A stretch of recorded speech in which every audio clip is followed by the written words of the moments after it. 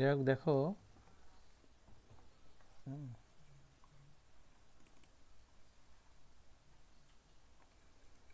এখানে যেটা করব, যে কোনো দুটি ঘটনা এ ও বি এর ক্ষেত্রে প্রমাণ করতে বলেছে এটা, তাই তো? তাহলে আমরা যে সূত্রটা জানি সেটা আগে লিখি।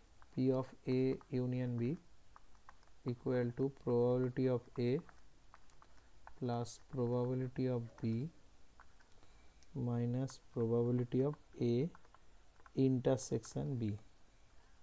তো এখান থেকে যেটা করব, probability of A intersection B মানটা বের করে নেব। Probability of A plus probability of B minus probability of A union B. তারপরে এবার আমরা জানি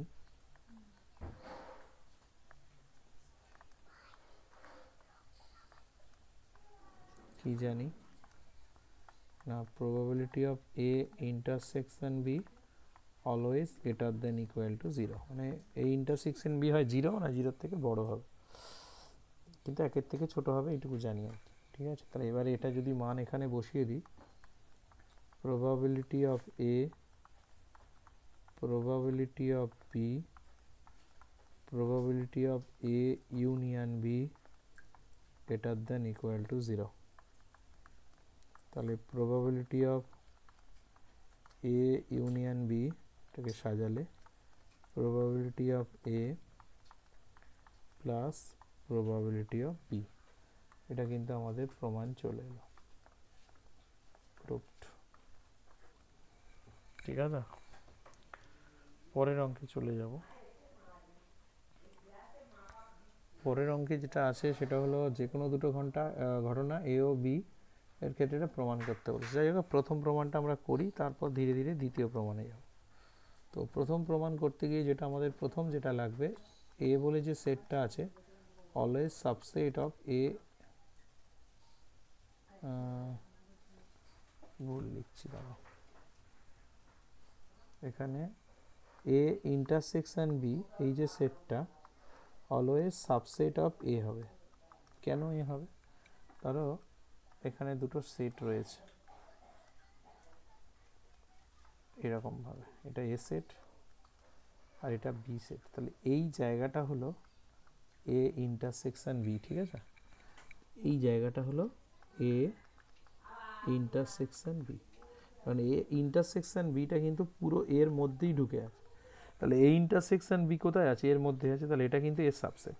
তাহলে এখান থেকে যদি আমি ফর্মুলা লাগাই, probability of A intersection B less than equal to probability of A, এটা হলো 1 নম্বর। 2 নম্বর যে কন্ডিশনটা রয়েছে, যেটা আমাকে পরের প্রমাণটা যেটা করতে হবে, যে আমরা জানি P of A union B এটার ভ্যালু হয় 1 বা 1 থেকে ছোট। তাহলে এখানে যদি এটার মান বসাই, probability of A,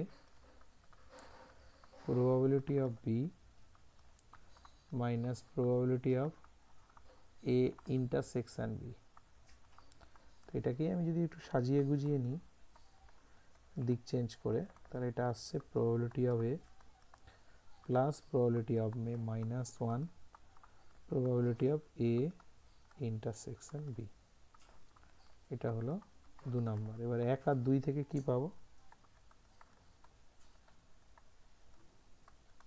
from 1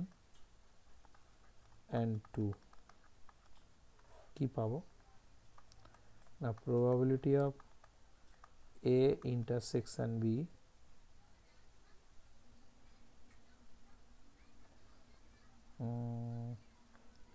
probability of A greater than equal to, এটা greater than equal to probability of A probability of B minus 1, এই হলো আমাদের প্রুফড, প্রমাণিত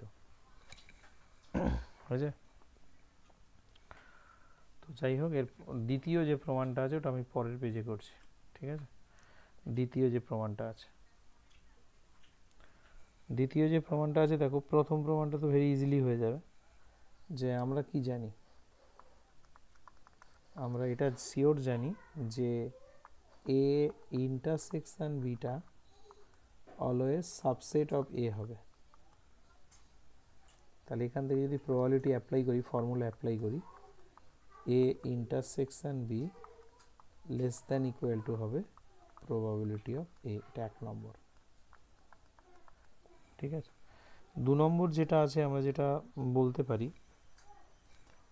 যে এ সেটটা always subset of A union B, এটা বলতে পারি। তাহলে এখান থেকে কি পেয়ে যাব না, probability of A less than equal to probability of A union B. এটা হলো 2 নম্বর। 3 নম্বর যেটা পেয়ে যাব সেটা হলো উই নো, কি জানি, probability of A intersection B always greater than equal to 0। এটা আগে একটা অঙ্কে ব্যবহার করলাম, এবার এটার ফর্মুলা অ্যাপ্লাই করব। Probability of A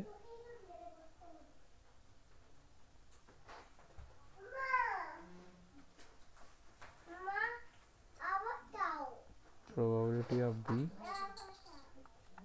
probability of A union B greater than equal to 0। এটা সাজালে হবে probability of A union B less than equal to probability of A plus probability of B। তাহলে 1, 2 আর 3 থেকে কি পাবো, from 1, 2 and 3 কি পাবো না, probability of A intersection B A less than equal to probability of A union B, probability of A plus probability of B। এটা কিন্তু proved, প্রমাণিত হয়ে গেল। তো যাই হোক, দুটো প্রমাণই হয়ে গেল। এবারে আমি চলে যাব 3-এর দাগের অঙ্কটা। এটা ফর্মুলা দিয়ে করতে হবে, চাপের কিছু ব্যাপার নেই। তো ফর্মুলা দিয়ে কি করব এটা লক্ষ্য করো। আচ্ছা, পেনটাকে একটু ঠিক করে নিতে হবে, একটু মোটা দিতে হবে, এর উপর ইয়েলোটা ফুটতে হবে দেখছি। আচ্ছা, প্রথমে যে 1-এর দাগের যে অঙ্কটা আছে, প্রবাবিলিটি অফ এর কমপ্লিমেন্ট ইউনিয়ন বির কমপ্লিমেন্ট, এটা ডি মর্গ্যানস ল অ্যাপ্লাই করব।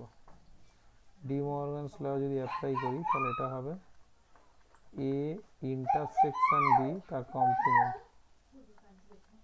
1 minus probability of A intersection B, এটার মান সি, তাহলে 1 মাইনাস সি পেয়ে গেলাম। এবারে 2-এর দাগের যে অঙ্কটা আছে, এটা ভেরি ইম্পর্টেন্ট অঙ্ক, এটা বড় অঙ্ক।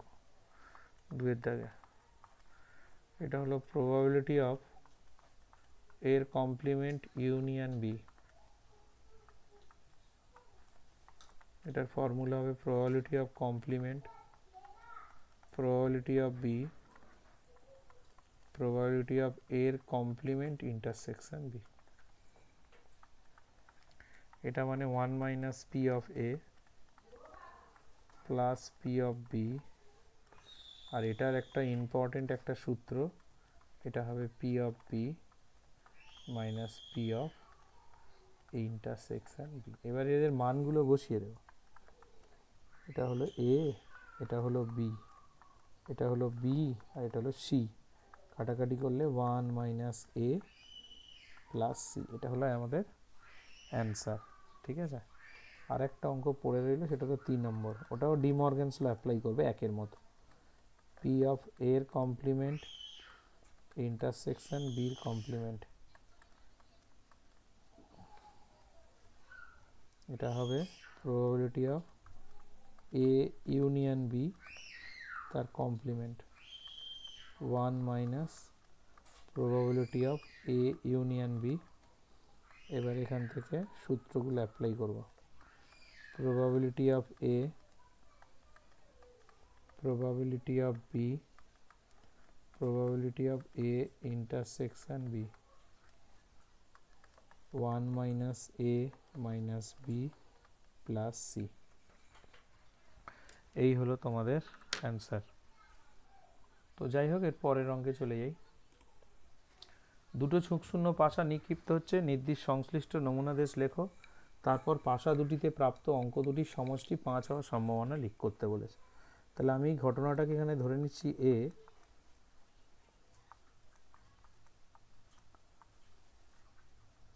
পাশা দুটিতে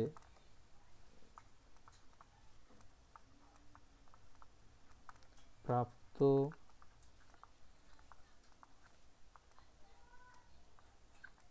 অঙ্কদ্বয়ের সমষ্টি 5 হবার ঘটনা। তো যাই হোক, এখানে প্রথমে মোট নমুনা বিন্দুটা বের করব। দুটো ঝোঁকশূন্য পাশা নিক্ষিপ্ত হচ্ছে, একটা পাশায় 6টা ঘটনা ঘটে, তাহলে দুটো পাশা মানে 6 স্কোয়ার 36। এবারে এম, এম মানে হলো দুটোতে দুটো মিলে 5 পেতে হবে, মানে এখানে একটা লুডোর ছক্কা আছে, এখানে একটা লুডোর ছক্কা আছে, দুটোতে দুটো সংখ্যা পড়বে, তাদের যোগফল হতে হবে 5। সেটা কীরকম হতে পারে? ধরো এটায় পুট পড়লো আর এটায় 4 পড়লো, এটা 5 হতে পারে। এটায় ধরো 4 পড়লো, এটায় পুট পড়লো, এটা 5 হতে পারে। এটায় 2 পড়লো, এটায় 3 পড়লো, 5 হতে পারে। তাহলে এটায় 3 পড়লো, এটায় 2 পড়লো, 5 হতে পারে। তার মানে 4 প্রকার এটা কিন্তু হতে পারে, 4 প্রকারে হতে পারে। তাহলে অনুকূল নমুনা বিন্দু হলো 4। তাহলে প্রবাবিলিটি অফ এ কত হবে? M by N, 4/36। তাহলে এটা হলো 1/9। ঠিক আছে, যাই হোক পরের অঙ্কে চলে যাব।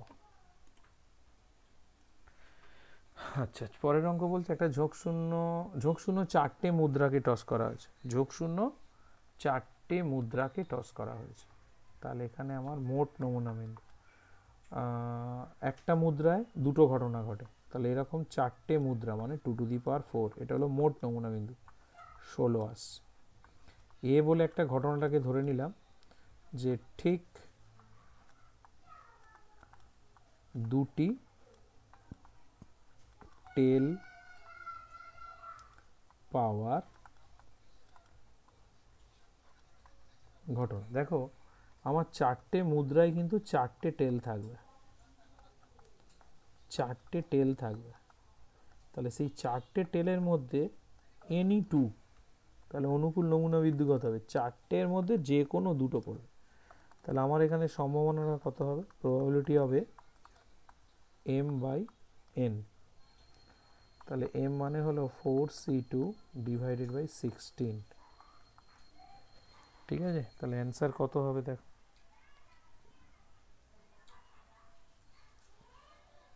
6/4c2 মানে 6/16, মানে এটা 3/8 আসছে, 3/8। নেক্সট পরের অঙ্কে যাই। টাওয়েল, টাওয়েলের অঙ্কটা ভীষণ ইম্পর্টেন্ট। TOWEL, towel. এই টাওয়েলে মোট অক্ষর আছে 5টা,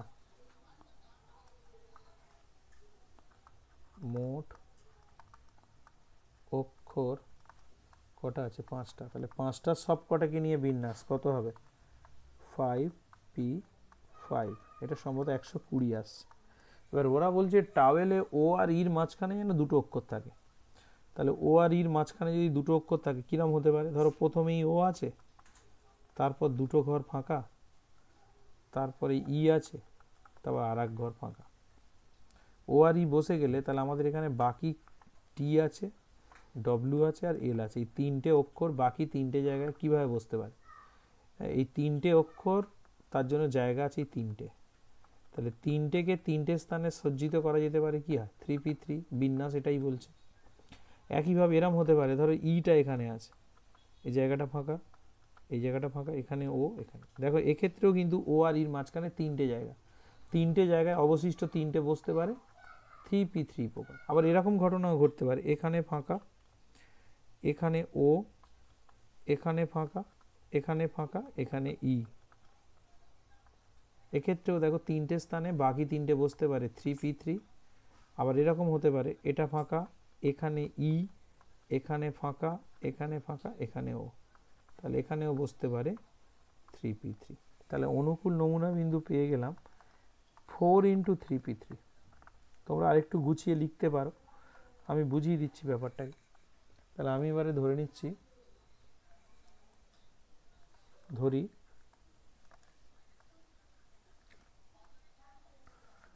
ঘটনাটি হলো এ, এ বি সি এক্স যা ইচ্ছা ধরা যায়।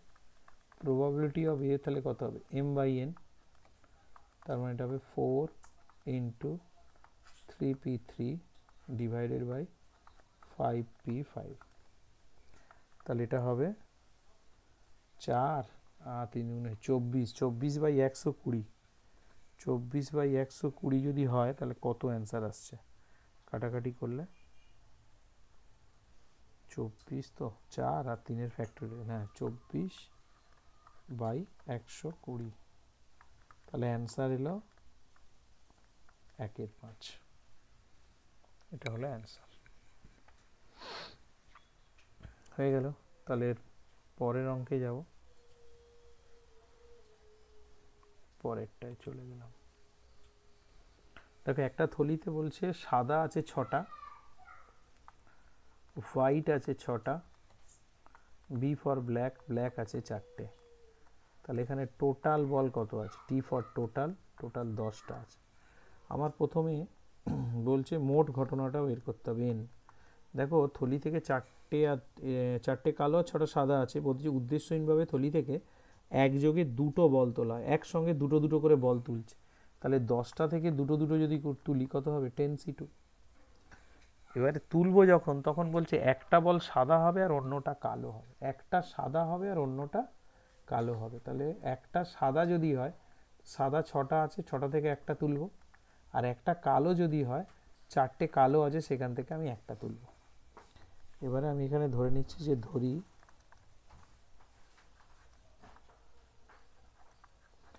ঘটনাটি হলো এ। তাহলে এখান থেকে দেখো প্রবাবিলিটি অফ এ সূত্র হবে এম বাই এন। এবার 6c1 into 4c1 divided by 10c2, ঠিক আছে। এটা হবে 4 4 24 আর এটা হচ্ছে 45, 3 8 24, 3 15 45। এই হলো আমাদের অ্যান্সার। যাই হোক পরের অঙ্কে যাব। পরের অঙ্কটা, এটা জায়গা ফাঁকা পড়ে গেছে। বলছে একটা থলিতে 8টা কালো আছে আর 10টা সাদা বল আছে, ঠিক আছে। তাহলে এখানে হলো ব্ল্যাক, বি ফর ব্ল্যাক আছে 8টা, আর ডব্লিউ ফর হোয়াইট, হোয়াইট আছে 10টি। তাহলে টোটাল বল কতগুলো আছে, টোটাল হলো 18টি। আচ্ছা, উদ্দেশ্যহীনভাবে 3টে বল তোলা হচ্ছে, তাহলে মোট ঘটনা এখানে পেয়ে গেলাম 10টা থেকে, এই 18টা থেকে 3টে করে তোলা হচ্ছে। 3টে বলই সাদা হবে, এ সমান সমান হলো 3টি বলই সাদা। তাহলে 3টে বলই যদি সাদা হয়, সাদা আছে কত, 10টা, 10টা থেকে 3টে। তাহলে এখান থেকে আমি প্রবাবিলিটি অফ এ পেয়ে গেলাম M by N, 10c3 18c3। তাহলে এটা কত আসছে, 10c3 ডিভাইডেড বাই 18c3। এটা ক্যালকুলেশন করতে হবে, এটা সম্ভবত আসবে, ওই করেছিলাম 5 এর 34। এবার বলছি এ ঘটনার অনুকূল সূচক, এ ঘটনার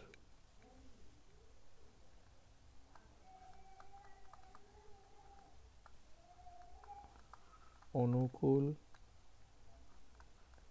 সুযোগ সেটা কত হবে না, m is to n minus m। তাহলে m মানে কত, 5, আর এটা হবে 34 মাইনাস 5, তাহলে 5 is to 29।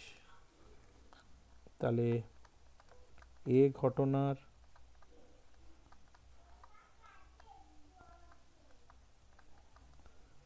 প্রতিকূল সুযোগ কত হবে 29:5। এই হলো আমাদের অঙ্ক। চলো নেক্সট পরের অঙ্কে চলে যাই। আচ্ছা পরের অঙ্কে যাব, একই টাইপের অঙ্ক, এগুলো নিজেরা এবার পেরে যাবে। একটা বাক্সে 10টা বল আছে, ঠিক আছে, একটা বাক্সে টোটাল বল আছে 10টা, যার মধ্যে কালো বি ফর ব্ল্যাক আছে 4টে, আর লাল রেড আছে 6টা, আর ফর রেড, তাহলে টি ফর টোটাল, তাহলে এটা হলো 10টা। আমি বেশি লিখবো না, আমি বুঝিয়ে বুঝিয়ে করে দিয়ে যাচ্ছি, লেখার দায়িত্বটা তোমাদের। 10টা আছে, তাহলে এই 10টা যে বল আছে আমাকে বলছে ঠিক দুটো লাল বল তুলতে হবে, আর 4টে করে বল তুলছে। তাহলে এখান থেকে মোট নমুনা বিন্দু 10টা থেকে যদি 4টে 4টে করে তোলে তাহলে 10C4। আর এ সমান সমান আমি ধরে নিচ্ছি যে ঠিক দুটি লাল বল তোলার ঘটনা। তাহলে এক্ষেত্রে আমার অনুকূল নমুনা বিন্দুটা হবে 4টে বল তুলছে, এই 4টের মধ্যে যদি দুটো লাল হয় তাহলে বাকি দুটো কি হবে কালো। তা লাল বল যদি দুটো হয় তাহলে লাল বল 6টা আছে সেখান থেকে দুটো, আর বাকি দুটো তাহলে কালো উঠবে, কালো 4টে আছে, তাহলে এখান থেকে হবে 4C2। তাহলে প্রবাবিলিটি অফ এ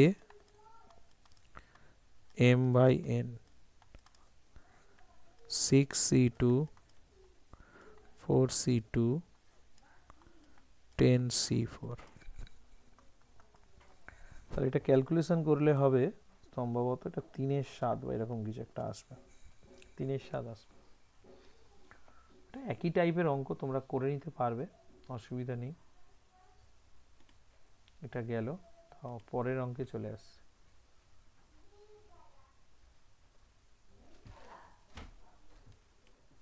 পরের অঙ্ক এটা বলছে একটা থলিতে 5টা কালো আছে। আচ্ছা বি ফর ব্ল্যাক 5টা, আর ফর রেড 6টা, ডব্লিউ ফর হোয়াইট 4টে, তাহলে এখানে টোটাল বল আছে 15টা।